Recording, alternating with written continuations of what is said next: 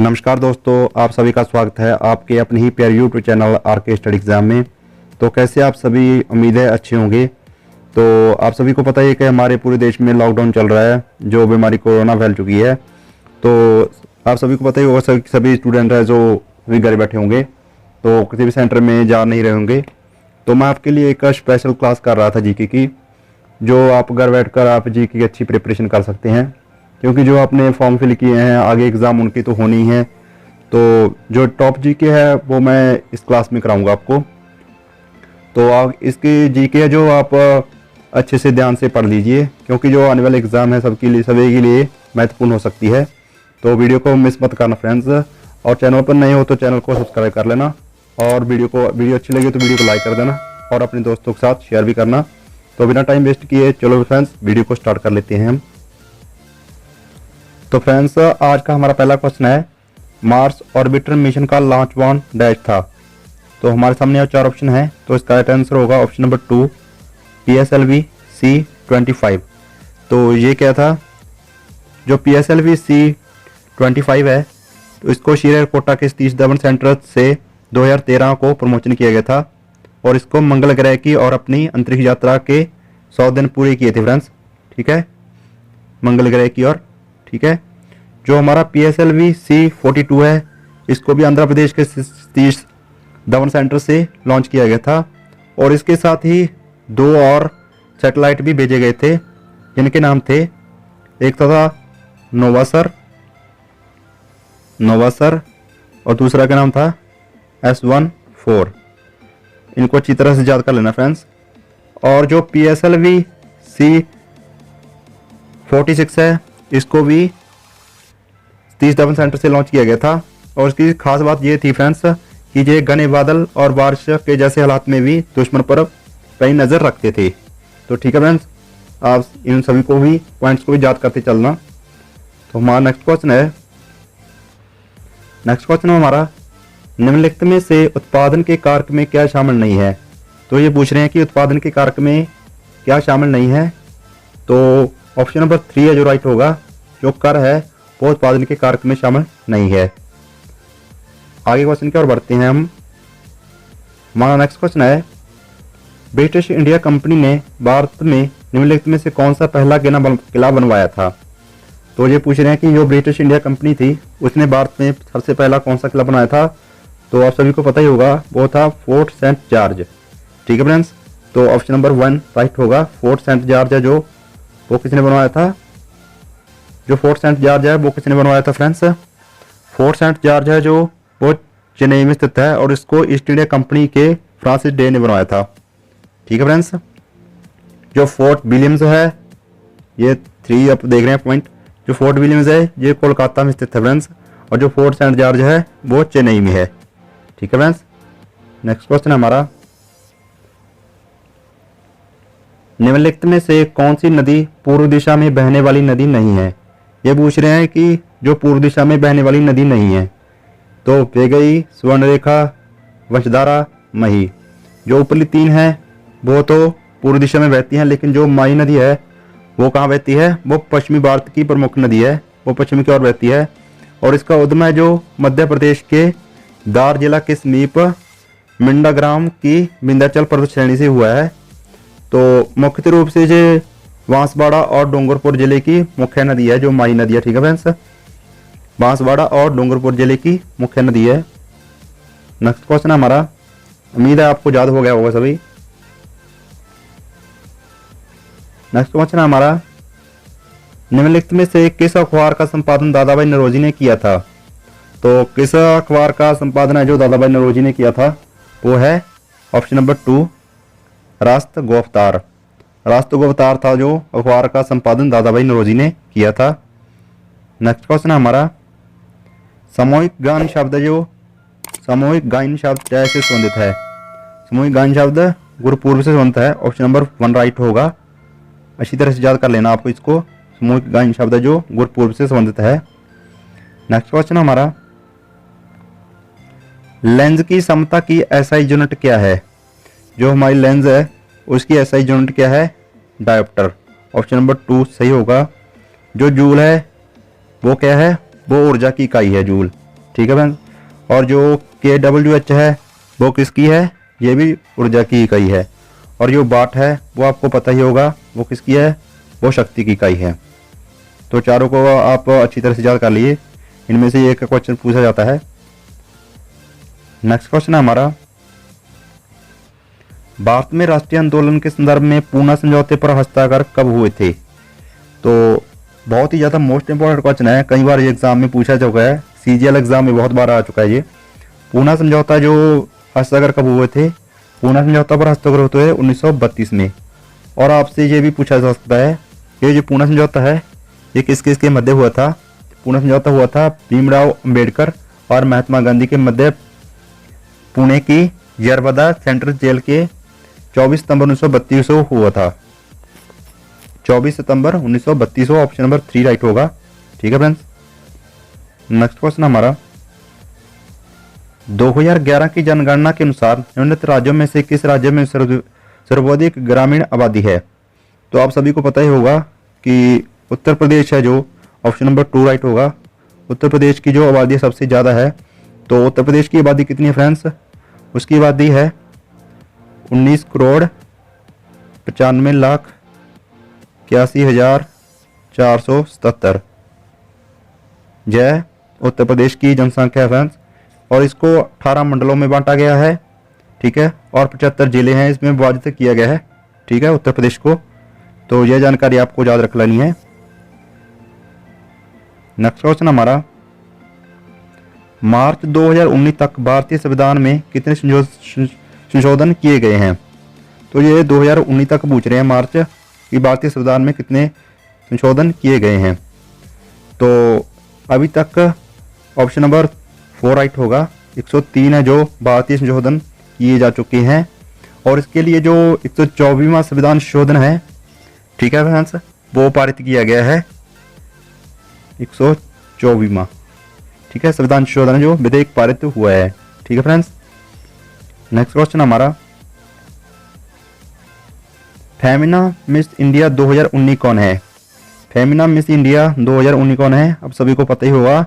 Option number 1 सोमना राव है जो फेमिना मिस इंडिया 2019। ठीक है फ्रेंड्स। और जो मानुषी शिल्लर है, तो मानुषी शिल्लर मिस वर्ल्ड 2017 की है और ये हरियाणा से है, 2017 और हरियाणा से है, जो आपको पॉइंट याद रख लेना है। और जो श्रेया शंकर है आप नीचे देख रहे हैं, ये मिस इंडिया यूनाइटेड कॉन्टिनेंट्स 2019 का खिताब जीती है इसने, और ये बिहार से हैं, इसको आप याद रख लेना। ठीक है फ्रेंड्स। और जो नीचे देख रहे हैं अनुकृति बास, और ये फेमिना मिस इंडिया 2018 की है। ठीक है फ्रेंड्स, ये तमिलनाडु की हैं, इसको भी आप अच्छी तरह से याद कर लेना फ्रेंड्स। ठीक है। और नेक्स्ट क्वेश्चन की ओर बढ़ते हैं हम। पुस्तक एवरी चाइल्ड मैटर्स का लेखन किसने, जो पुस्तक है एवरी चाइल्ड मैटर्स का लेखन किसने किया है, जो मतलब किसने लिखा है जो इस बुक को, तो इसको लिखा है कैलाश सतार्थी ने। ठीक है फ्रेंड्स। बहुत ही ज़्यादा मोस्ट इंपॉर्टेंट बुक है, अच्छी तरह से याद कर लेना आपको, एवरी चाइल्ड मैटर्स। साथ में आप इसकी फोटो भी देख सकते हो ये। ठीक है। तो कैलाश सतार्थी ने लिखा है इसको। नेक्स्ट क्वेश्चन है हमारा, निम्नलिखित में से भारत के किस वैज्ञानिक का संबंध क्रेस्कोग्राफ के आविष्कार से है। तो किस वैज्ञानिक का संबंध जो क्रेस्कोग्राफ के आविष्कार से है, तो आप सभी को पता ही होगा जगदीश चंद्र बोस है जो क्रेस्कोग्राफ के आविष्कार से संबंध है, जगदीश चंद्र बोस। तो ऑप्शन नंबर 4 राइट होगा। ठीक है फ्रेंड्स। नेक्स्ट क्वेश्चन है हमारा, पोषण के सपोषी रूप के लिए डैश का आवश्यक होता है। तो पोषण के सपोषी रूप के लिए डैश का आवश्यक होता है, तो इसके लिए कार्बन डाइऑक्साइड, पानी, क्लोरोफिल और सूर्य का प्रकाश। ठीक है फ्रेंड्स।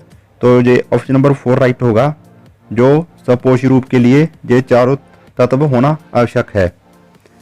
ये एग्जाम में पूछा जा सकता है। नेक्स्ट क्वेश्चन हमारा, प्रथम लोकसभा का गठन कब हुआ था। ये पूछ रहे हैं कि प्रथम लोकसभा का गठन कब हुआ था। तो प्रथम लोकसभा का गठन ऑप्शन नंबर 3 1952 में हुआ था। तो प्रथम जो लोकसभा गठन था ये 25 अक्टूबर 1952 से 21 फरवरी 1952 तक का पहले आम चुनावों के पश्चात 17 अप्रैल 1952 के सर्वप्रथम लोकसभा का गठन हुआ था। ठीक है फ्रेंड्स। नेक्स्ट क्वेश्चन हमारा, भारत में मौद्रिक नीति डैश द्वारा बनाई जाती है। जो भारत में मौद्रिक नीति है ये किसके द्वारा बनाई जाती है? तो ये भारतीय रिजर्व बैंक के द्वारा, आरबीआई के द्वारा बनाई जाती है। तो जो आरबीआई के गवर्नर हैं वो कौन है? वो हैं शक्तिकांत दास। ठीक है फ्रेंड्स, शक्तिकांत दास है जो, वो 11 दिसंबर 2018 को पदभार ग्रहण किया था शक्तिकांत दास। ठीक है, इन्हें पदभार ग्रहण किया था। वह रिजर्व बैंक के कौन से हैं? 25वें नंबर के गवर्नर हैं शक्तिकांत दास। ठीक है, इस पॉइंट को भी आप याद कर लेना। नेक्स्ट क्वेश्चन है हमारा, भारत के निम्नलिखित में से किस राज्य में सबसे लंबी तटरेखा है? तो जो समुद्र के पास लगती है वो सबसे लंबी, सबसे तटरेखा किसकी है? तो वो है गुजरात की। ऑप्शन नंबर 4 राइट होगा। तो गुजरात की है जो सबसे लंबी तटरेखा है। वो कितनी है? 1214.7 किलोमीटर। ठीक है, 1214 किलोमीटर है फ्रेंड्स। जो भारत के समुद्र तट की लंबाई कितनी है अगर पूछ लें आपसे, तो भारत के समुद्र तट की लंबाई 7516 किलोमीटर है। ठीक है फ्रेंड्स। और अगर आपसे पूछ लें कि मुख्य भूमि की तटीय रेखा की लंबाई कितनी है, तो वो है 5422। ठीक है, मुख्य भूमि की मुख्य तटीय रेखा की लंबाई 5422। इन पॉइंटों को भी आप याद कर लेना। नेक्स्ट क्वेश्चन हमारा, 2019 ऑस्ट्रेलियन ओपन में पुरुषों का एकल खिताब किसने जीता था? तो किसने जीता था जो ऑस्ट्रेलियन ओपन है पुरुषों का 2019 का? तो वो जीता है नोवाक जोकोविच ने। तो इन्होंने किसे को हराया था? इन्होंने हराया था राफेल नडाल को हराया था। ऑप्शन नंबर जो 4 देख रहे हैं आप, नोवाक जोकोविच ने राफेल नडाल को हराया था। तो जो 2020 का जो ऑस्ट्रेलियन ओपन हुआ है तो उसमें भी कौन जीता है? उसमें भी नोवाक जोकोविच हैं, उन्होंने ही विजय प्राप्त की है। तो ये इस बार 2020 में जीते हैं। इन्हें 8वीं बार चैंपियन बनी है ये। तो 8 बार जो चैंपियन बन चुके हैं और 17वीं बार ग्रैंड स्लैम का खिताब जीता है इन्हें। ठीक है, 2020 में जो जीता है 17वीं बार इन्होंने ग्रैंड स्लैम का खिताब जीता है। तो ये 8 बार जीत चुके हैं ये। यह 2008 में, 2011 में, 2012 में, 13 में, 15 में, 16 में और 19 में। 2008, 11, 12, ठीक है, 15 लिखते नोट करते हैं आप, 16, 19 और 20। ठीक है, 8 बार ये चैंपियन रह चुके हैं। तो इनके बारे में ये पॉइंट्स याद रख लेना। नेक्स्ट क्वेश्चन है हमारा, निम्नलिखित में से किस युग्म का सही मिलान नहीं है? तो मोहिनीअट्टम में जो उड़ीसा में है, नहीं, ये गलत है। आगे देख लेते हैं। यक्षगान कर्नाटक में ये सही है। गरबा गुजरात में ये भी सही है। कुचिपुड़ी आंध्र प्रदेश में ये भी सही है। तो ये पहला हमारा सही नहीं है। तो मोहिनीअट्टम कहाँ पर किया जाता है? तो मोहिनीअट्टम होता है केरल में। ठीक है फ्रेंड्स, मोहिनीअट्टम होता है केरल में, इसको याद कर लेना आप। नेक्स्ट क्वेश्चन है हमारा, राष्ट्रपति द्वारा कितनी बार देश में राष्ट्रीय आपातकाल की घोषणा की गई है? तो राष्ट्रपति द्वारा कितनी बार देश में राष्ट्रीय आपातकाल की घोषणा हुई है? तो 3 बार। तो ये आपसे पूछ लें कि 3 बार कब कब हुई है? 62, 71 और 1975। 1962 में हुई है, 1971 में और 1975 में। ठीक है फ्रेंड्स, 3 बार ये राष्ट्रीय आपातकाल की घोषणा हुई है। ठीक है फ्रेंड्स, जो राष्ट्रीय आपातकाल की उद्घोषणा होती है जो अनुच्छेद किसमें में तो है? अनुच्छेद 352 में होती है। ठीक है, जो राष्ट्रीय आपातकाल की घोषणा होती है अनुच्छेद 352 के तहत होती है। इसको भी आप याद कर लीजिए। नेक्स्ट क्वेश्चन हमारा, नेशनल डायमंड इंस्टीट्यूट डैश में स्थित है? जो नेशनल डायमंड इंस्टीट्यूट है वो है सूरत, गुजरात में। ऑप्शन नंबर 1 राइट होगा। नेशनल डायमंड इंस्टीट्यूट गुजरात, सूरत में स्थित है। नेक्स्ट क्वेश्चन हमारा, निम्नलिखित में से कौन सा कथन लोकसभा के बारे में सही नहीं है? तो 4 ऑप्शन सामने, तो इसका आंसर होगा ऑप्शन नंबर 2 जो है वो सही नहीं है। कोई विधेयक धन विधेयक है या नहीं, इस पक्ष पर विपक्ष के नेता का अंतिम निर्णय होगा। तो यह कथन लोकसभा के बारे में सही नहीं है। ठीक है फ्रेंड्स, नेक्स्ट क्वेश्चन हमारा,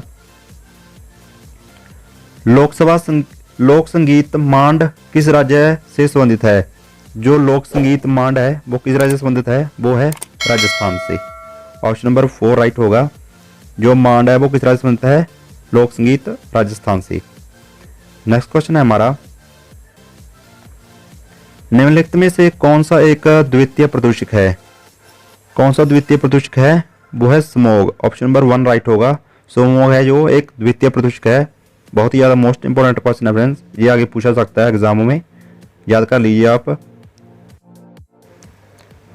और ये हमारा नेक्स्ट और लास्ट क्वेश्चन है, स्लोवाकिया की पहली महिला राष्ट्रपति कौन थी?